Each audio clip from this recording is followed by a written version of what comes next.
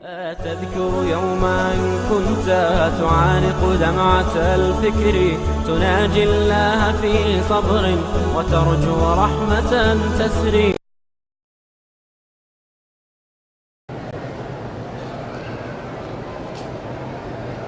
عامل حضرات کے بعد موکل ہوتے ہیں. ہاں تمہارے جیسے بے وقوف جب علاج کرنے کے لیے آئے تو ان کے پاس پھر موکل ہوتے ہیں، کیونکہ ان نے پیسے جو بنانے ہیں تو کیسے بنائیں کہ یہ موکل کو دینا پڑتا ہے، کھلانا پڑتا ہے، پلانا پڑتا ہے، اس لیے بکرا بھی لے آئیں، اتنا گھی بھی لے آئیں، اتنا پیسے بھی لے آئیں. جب تک وہ بدبخت کھائے گا نہیں تمہارا کام کیسے کرے گا؟